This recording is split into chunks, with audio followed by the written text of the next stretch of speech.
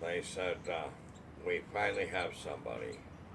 And my whole life, I didn't watch TV, and I didn't really go to movies.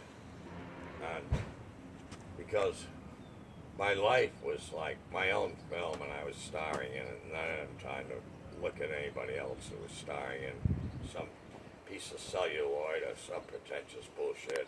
And it was of no consequence to me. And I said, well, who is it? And they said, Johnny Depp. And I said, who the hell is that? And he said, 21 Jump Street? And I said, no, I don't.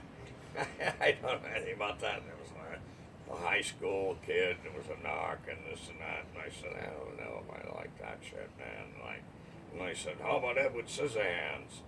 And then I said, what's that? And they said, well, it was just a feminine character who had electric hands and he cut hair. And I said, I don't think this is going to work out. I really don't. And I said, this sounds like total nonsense to me. And they said, please meet him. And I said, okay. And the first time he didn't come.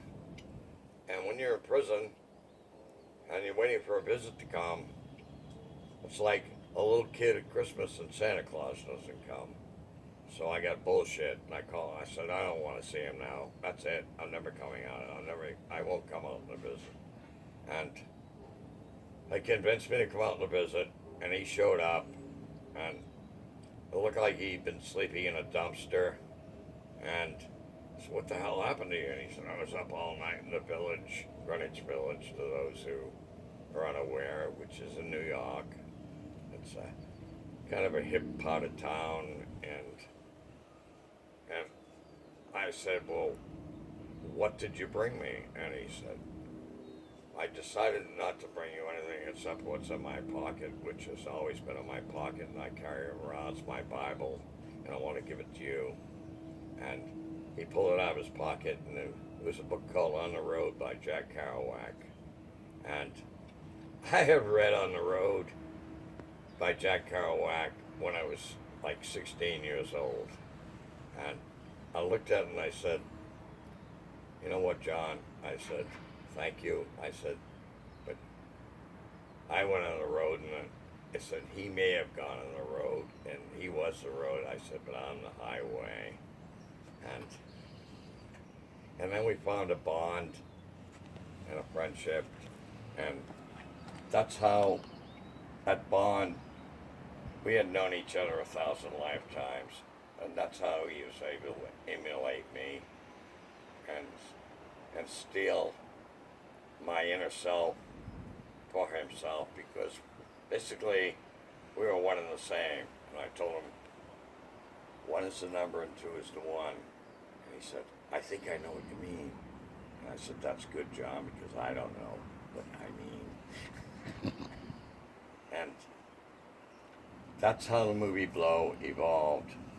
And to be honest with you, I never watched the whole movie. I watched clips from it, and there's some parts in it that,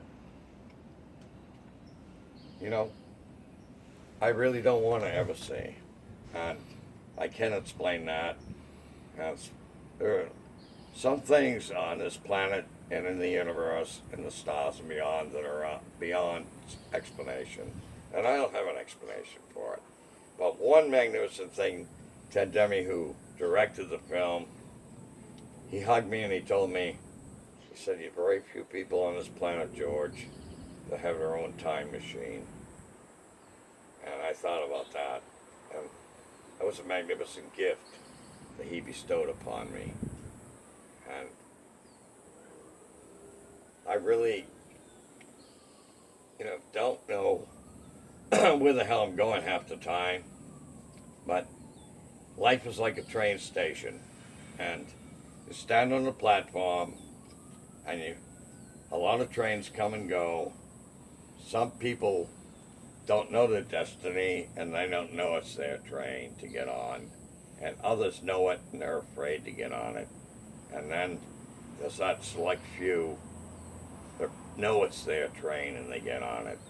And as the great poet Omar Khayyam said, we all meet our destiny along the path, and then we go on down our way. And it's so true. It's so true.